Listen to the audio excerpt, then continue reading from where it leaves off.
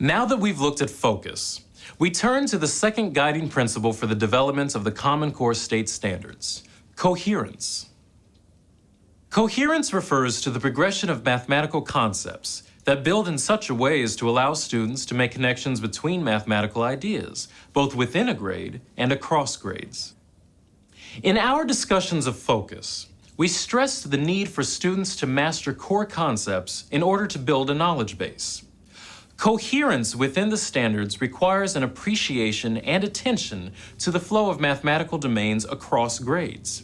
Coherence across these domains and between core concepts is necessary because mathematical instruction is not just a checklist of topics to cover, but a set of interrelated and powerful ideas that connect to each other. The Common Core State Standards were designed to embrace the flow of mathematical concepts and link major topics within and across grades in a clear, coherent way. Jason Zimba explains further. Coherence is one of those things where what is initially complex becomes actually more elegant and simple over time. And those principles that we talked about that kids will bring with them from K3, the properties of operations and the relationships and meanings of the operations, actually become more simple and elegant as they travel up the grades. And so coherence is actually also about simplicity.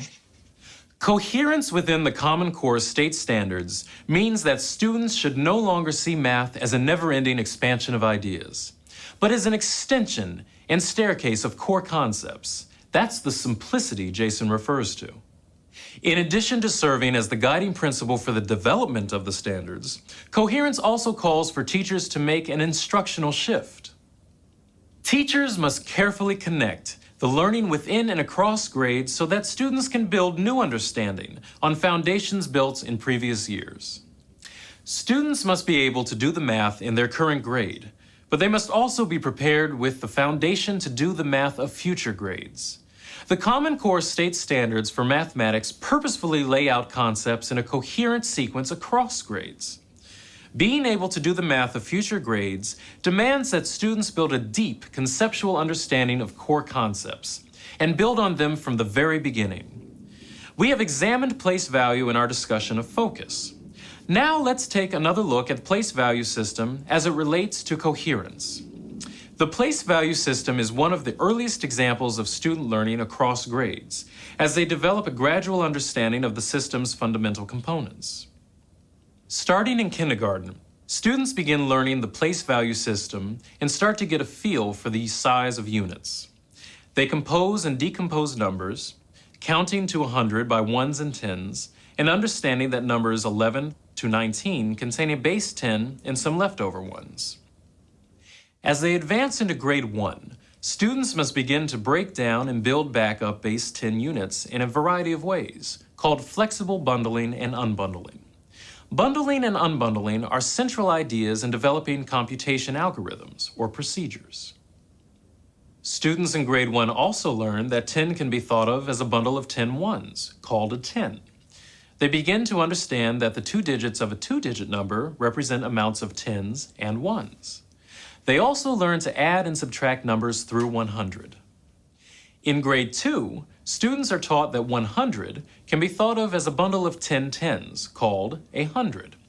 They learn that 3 digits of a 3-digit number represent amounts of hundreds, tens, and ones. They also master adding and subtracting numbers through 1,000 using what they have learned about place value. Understanding the core concepts of place value, being able to bundle and unbundle, and compose and decompose numbers all encourage students to build on their prior knowledge as they work on a more advanced mathematics in later grades. Thinking across grades and making sure that we are teaching topics in a way that will link consistently with what they will learn in later grades is the essential shift of coherence. We encourage you to work with session facilitators to look at additional problems and explore how these and similar concepts are developed and taught across grades. For instance, you might continue with our example and look at how 4th grade students are asked to decompose fractions into unit fractions, just as they have decomposed numbers starting in kindergarten. Now, Let's take a look at an example of how mathematical concepts can be linked in a coherent way within a grade. In grade 3, there is a focus on multiplication and division, as well as properties of operations. This grade level, then, is a logical place to begin learning about area, which is a natural application of those concepts. Let's see how they all fit coherently together. In the grade 3 problem you are about to see, students are asked to apply their knowledge of multiplication and division, properties of operations, and area. In order to find the area of this rectangle, students can apply their knowledge that 12 can be written as 10 plus 2, and that 8 by 12 is the same as 8 times 10 plus 8 times 2. This will show that the 8 by 10 rectangle contains 80 square units, and the 8 by 2 box contains 16 square units. From there, students can add the units within the two rectangles together to find the total area, 96 square units.